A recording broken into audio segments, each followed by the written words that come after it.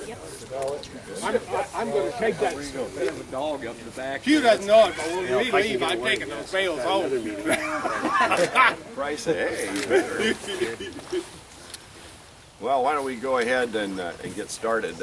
First of all, I want to thank everybody for coming out today as we talk about completion of the 5-year Farm Bill. It's important to understand the importance of agriculture to Oregon and to our district.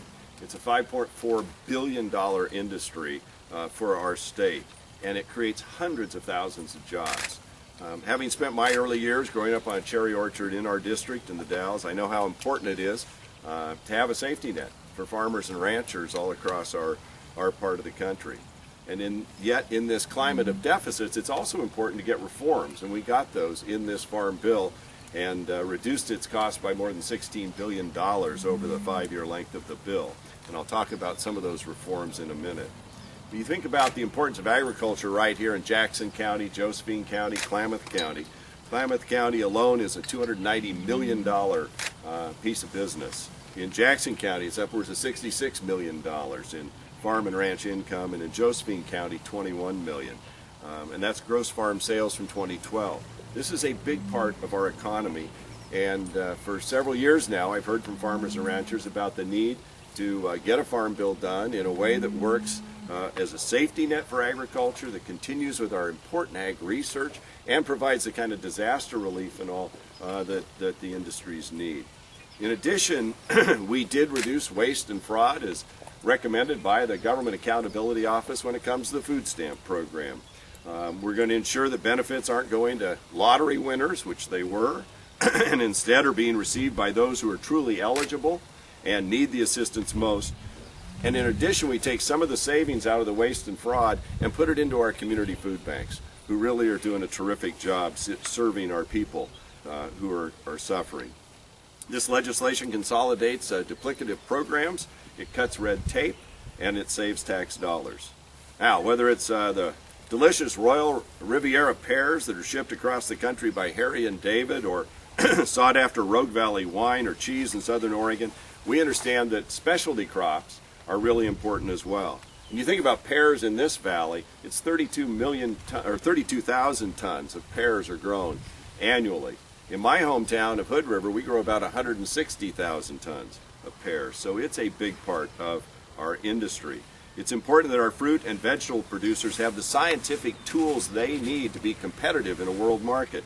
And that's why this Farm Bill reauthorizes and provides strong support for competitive specialty crop research grants that have proven a record of a high return on investment, especially for Oregon crops. These crops aren't static either, especially here in the Rogue Valley in our orchards. They need replanting over time with disease-free root stock to continue their viability. Farm Bill renews the Clean Plant Network, which helps ensure there's a strong supply of certified disease-free stock for planting. Now look, the likelihood of severe drought this summer makes safety net programs like the Farm Bill even more important. We all know, just looking around at the hills and the mountains, there isn't the snowpack, there hasn't been the moisture, and we face perhaps record drought. To ensure that ranchers are impacted by drought and fire over the last 2 years and into the future are not put out of business, this bill permanently reauthorizes the livestock disaster programs and makes it retroactive to 2012. Now, why is that important?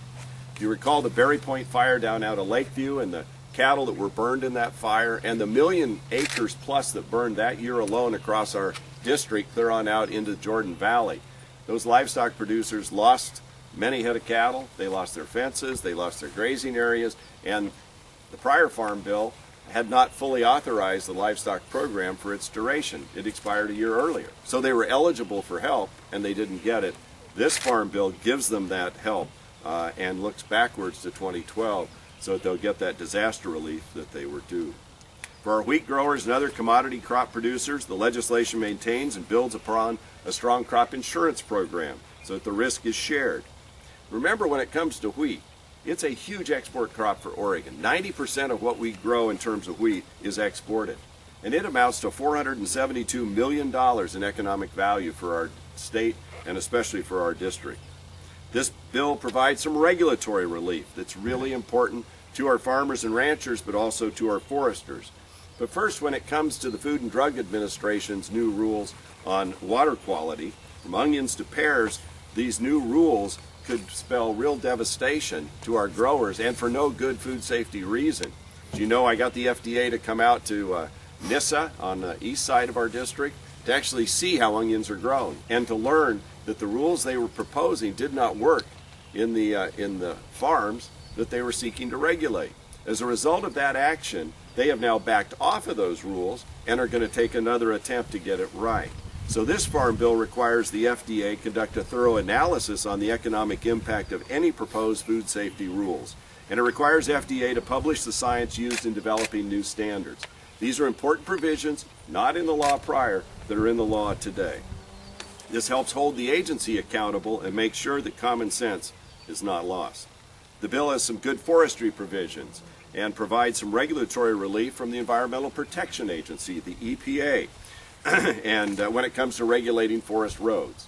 You see, the EPA wants to treat forest roads like they're a sewer pipe and require permits and all kinds of new regulations. We back that off, and the provision codifies what's already been general practice and prevents outside groups from engaging in litigation to force the EPA to regulate something that it should not be regulating. Now, when it comes to bark beetle and other diseases in our forests, they continue to spread not only across our federal forest lands, but also our state, county, and private forest lands, and in large measure in the federal area because of lack of management. It's a huge issue all across our United States, the Black Hills of South Dakota, in Colorado, and in southern and eastern Oregon as well. This bill takes some provisions out of the bipartisan Healthy Forest Restoration Act, which I helped write a number of years ago, and extends them to portions of our forests that are at highest risk of fire because of disease or pest. We still need the Senate to act on our bipartisan forestry legislation that would allow us to get out and actively manage our forests, create jobs, and generate revenue for our communities, and reduce the threat of fire through active management. That bill is in the Senate, and once again, I hope they'll take it up and act on it soon. Finally, county governments across Oregon and the West face significant uncertainty in their revenues due to large percentages of land being locked up by the federal government. The Farm Bill helps deal with this by including a one-year, fully funded payment in lieu of taxes. This is the federal government's property tax bill, if you will, to the local governments. Since their lands are not on our tax rolls, the federal government should at a minimum pay the tax, which is an equivalent, the payment in lieu of taxes. That's a fully funded PILT payment for 1 year. Then it will go into the regular appropriations process where it used to be in the past. So these are small steps but important steps forward. They provide a safety net for our farmers and ranchers who are competing in a global market, and I think in the end gives them the certainty they need to be able to plant our food, raise our crops, work in our forests, and do the things that we rely upon so much for our way of life here in Oregon and across the United States. Now we have some representatives from these different entities that I referenced that have some comments they'd like to make. We have County Commissioner Doug Breidenthal, Barry Bashew, who's president of the Oregon Farm Bureau, Ron Bjork from Jackson County Farm Bureau, and Dave Schott with the Southern Oregon Timber Industries. And so with that, I'll turn it over to our County Commissioner from Jackson County, Doug Breidenthal, for some comments. First, let me give deep thanks from Oregon counties to Congressman Walden for his untiring work on this payment in lieu of taxes program. Rural counties across Oregon are struggling as timber management dollars stand idle. Timber management stands idle on the federal ground that takes up the majority of our land. With county revenue from these timber sales nearly non-existent, rural Oregon counties are struggling to pay for essential services such as law enforcement, roads, and schools. In Oregon, there are a heavy amount of public federal land, trust lands, that are not in private ownership. Under the PILT program, the federal government makes payments to local governments to help offset the losses in property tax revenues that occur based on the presence of federal trust lands in their jurisdictions. It is a key source of funding for counties and local governments. Counties treat the payment as property tax revenue and they put it in our general funds. The lack of PILT payments could have severe negative effects on some of Oregon counties. With the passage of the Farm Bill, we get lots of phone calls. Passage of the Farm Bill, Congress has fully funded PILT for 2014. This funding means that yet another year, the federal government will pay its property tax bill to rural counties in Oregon at a slightly higher level than fiscal year 2013. The $425 million PILT allocation will be shared by some 1,850 counties in 49 states. Fiscal year 2013, Oregon received $15.5 million in PILT payments.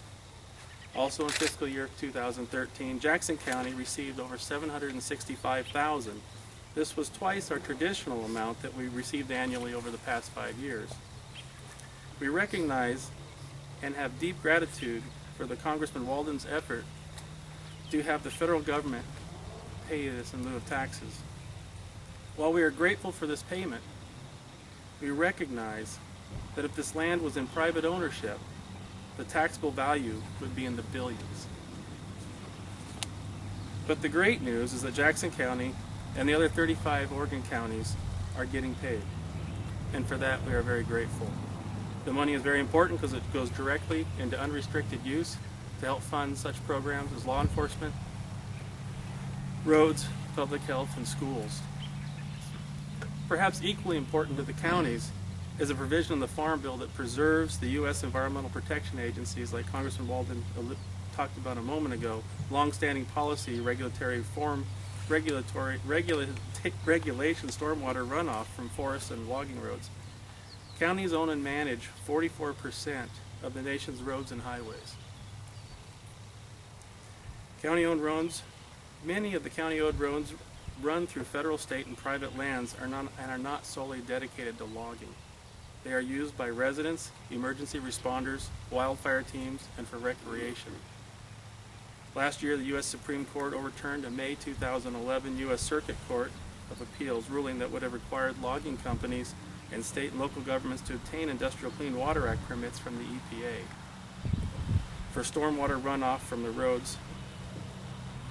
Regulation on the industrial permitting would have made it extremely and unnecessary, expensive to keep up with and fund and maintain these roads at the county level. While the PILT money is needed and protection of our roads are helpful to counties, more work needs to be done. We know Congressman Walden understands the need for real reform to federal forest management so that rural communities can access their natural resources to create jobs and generate revenue for county government. We're thankful for his efforts, not only the PILT funding in this Farm Bill, but also for his continued efforts to pass meaningful reforms to provide timber certainty to our rural communities. The Healthy Forests, Healthy Communities Act, which Greg Walden helped write and move through the House in September, provides that certainty for our counties and our communities' needs. This will create jobs and help bring back Oregon's rural economy. It's time for the Senate to show the same leadership and take action on meaningful forest reform.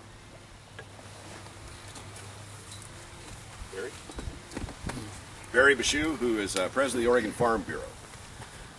Thank you. You know, one doesn't have to look very far around here to see the diversity of agriculture in Oregon, and I'm pleased here to be representing the diversity of the Oregon's farm and ranch families and extending our thank you to Greg Walden for his help with passing a farm bill, a much overdue farm bill.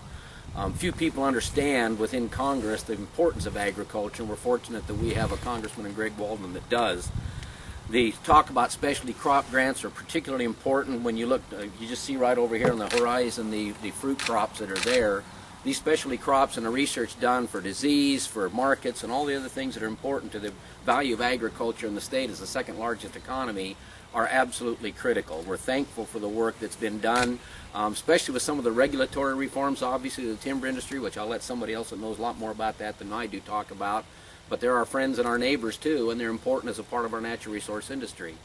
Oregon's rural economy and rural development are important, and that's a large piece of the Farm Bill, which we're thankful for. Most people don't really appreciate the value of the Farm Bill and its importance not only to agriculture and farmers and ranchers, but to Oregon's communities as a whole. Without that, our banks don't have the kind of stability that they need to give us the loans that we require to operate. the implement companies, fertilizer companies, hardware stores, all of the other affiliated parts of our agricultural infrastructure are critical to the larger piece of what makes Oregon such a wonderful, diverse state. And you folks don't have to look too far from here to see the rural economy in the state that it's in right now, and it's only through agriculture and through business that we're going to be able to rebuild those. And I think it's critical that we continue to support that, and we continue to look forward to new opportunities, not only to help our own rural economy, but to help the state as a whole. And we're fortunate to be able to have someone who works with us as closely and as collaboratively as the congressman does. There's very few of them in Congress that truly understand agriculture. I think I read the other day there's only 12 farmers in the U.S. Congress. In a way, that's kind of sad, although we do represent probably less than 1% of the population. But without us, a whole lot of people would be a lot hungrier than they really are. We have opportunities here to either take control of our agricultural resources, and the Farm Bill is a great step to do that, or we can hand our agricultural production off to international firms, and we really don't want to do that. So thank you, Congressman Walden, and I'll let somebody else smarter than I am talk. Ron? Yeah. Well, we'd like to, I'm Ron Bjork, President of Jackson County Farm Bureau. We'd like to thank Greg for getting the Farm Bill passed. Otherwise, we would have had to go back to the 1940 Farm Bill, and that would have been a real disaster. And we hope that in that Farm Bill there is some in there for employees, so that if we have a disaster as far as drought in Jackson County, that our FSA will be able to handle the situation, because we only have one person in the FSA office, and we already know that the guys that went south don't have any grass down there, and so they're already in a drought situation. So we hope that that's in there, Greg, so that we can get some help. Thank you very much for passing it. Hi, I'm David Schott. I'm with the Southern Oregon Timber Industries Association, and our thanks does go out to Greg and his fellow congressmen for provisions in the Farm Bill that help the timber industry, and they help them pretty dramatically.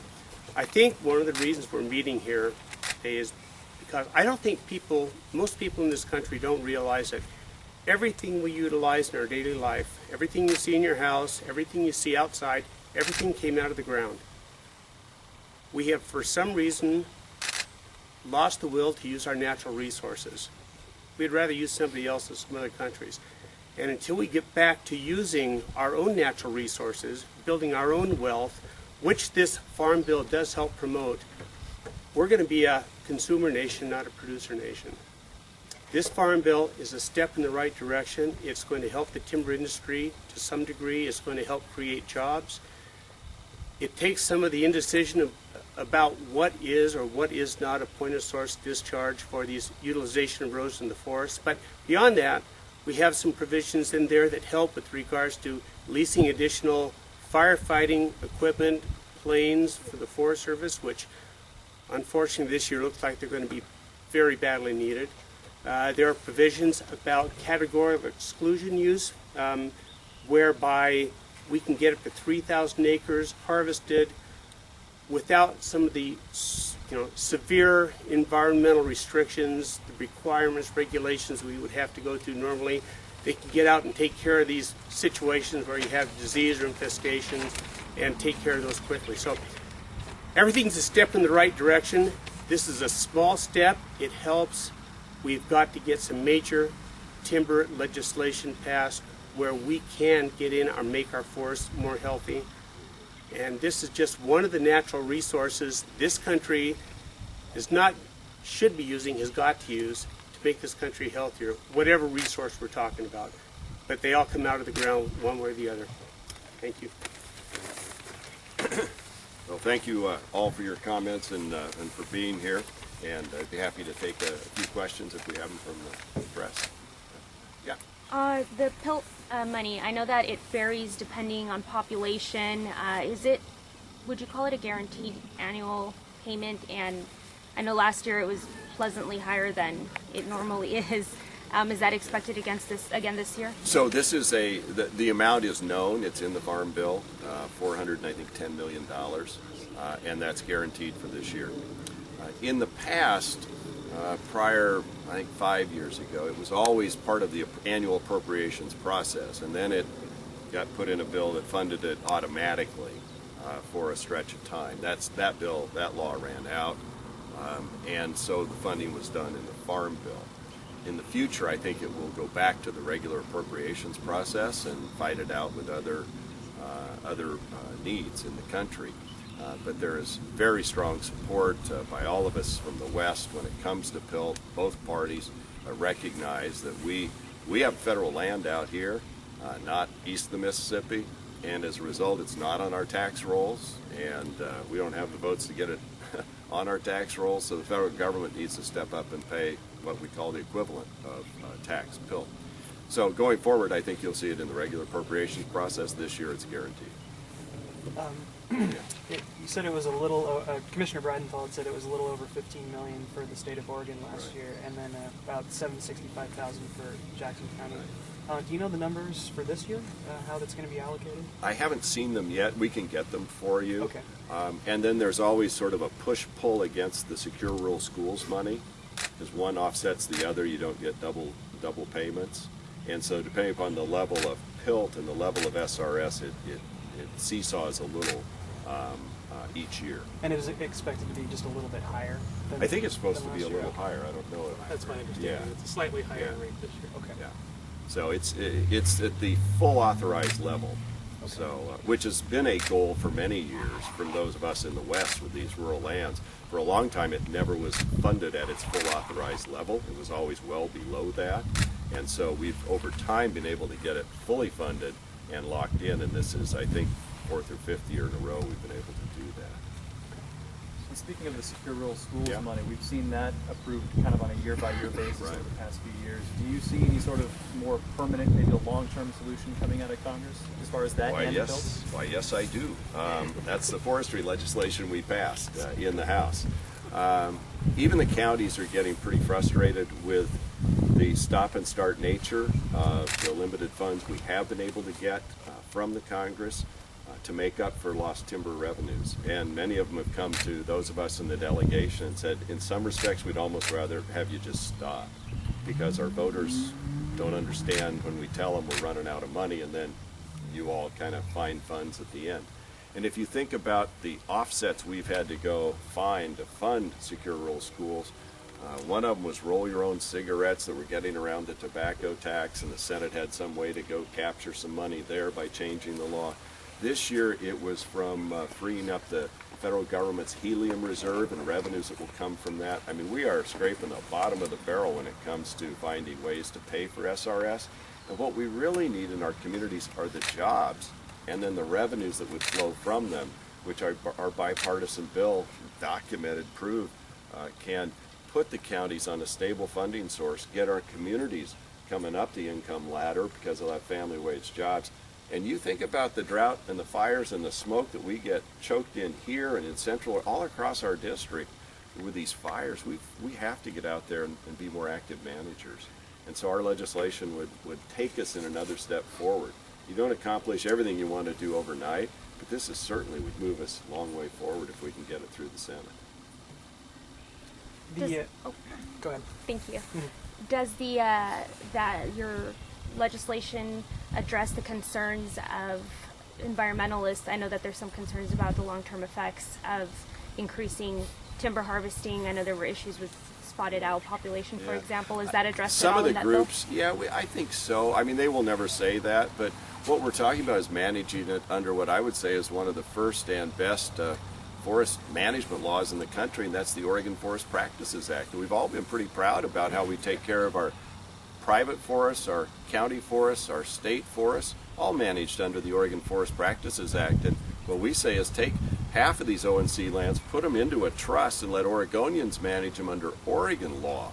It's the next best thing to having it as a property transferred to the state, which, there just aren't the votes to do. So we really felt like this was both environmentally sound policy, because the Oregon Forest Practices Act protects streams, it protects habitat, it recognizes the needs of the wildlife, and yet it allows for more active management. If you go out on this Douglas Complex fire that burned last summer, the county is already harvesting, the private's already harvesting, and the BLM is saying we'll have the study done in a year and another year for the appeal. And the trees are already losing their value that are burned because they begin to get bug infested and rotted.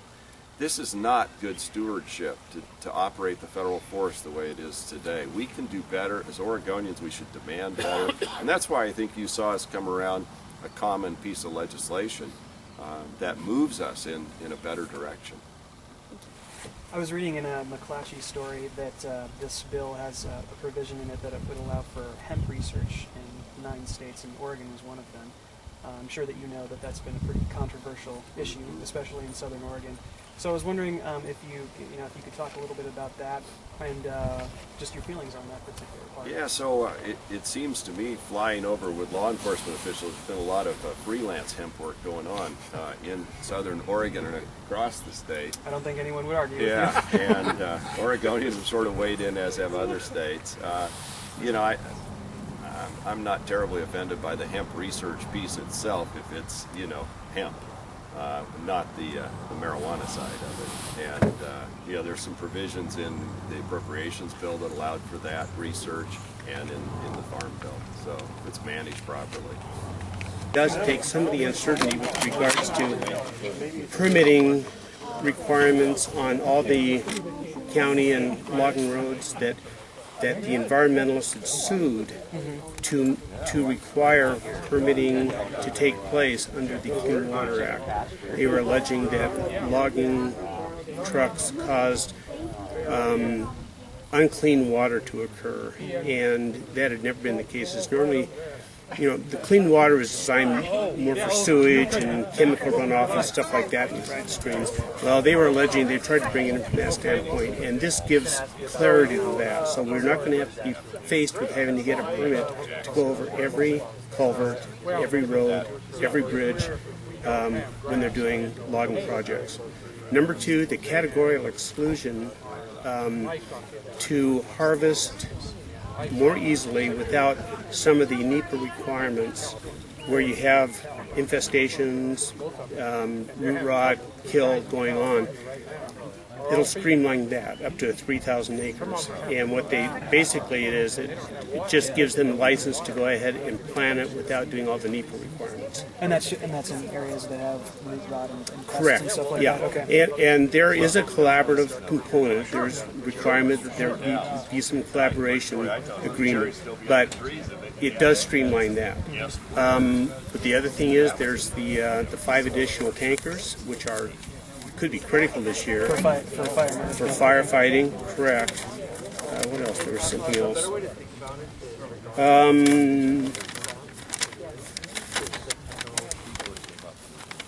Stewardship contracting. It allows the Forest Service to continue the stewardship contracting. Stewardship contracting doesn't help the counties if the BLM's doing it because all the money goes to the people that are doing the contracting. It's basically subsidized anywhere from $500 to $1,500 an acre.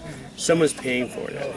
In the federal and the Forest Service side, there's quite a bit of stewardship contracting, and the state still gets a quarter of the revenues from that. It's sold as a regular timber sale, but it's done on a stewardship contracting base up to 10 years, and you can do much bigger landscape projects, which has been taking place in a couple areas so far, sort of as a trial. It'll extend to Southern Oregon. Hopefully we will see some larger landscape type sales on a 10-year basis, up to 10 years. And that would give some assurances and some certainty to the mills that there will be at least a defined amount of timber coming off those lands over a period of time. Right now, the sad thing is right now as we grow up on the federal lands in Southern Oregon, Rogue River Siskiyou National Forest and BLM lands, over 1 billion board feet is annual growth every year. It's a huge amount of growth. It'll build 80, 85,000 homes. That's Southern Oregon. The state is about federal lands, somewhere about 8 to 10 billion board feet. We have a lot of growth down here. We're using 4% of that annual growth.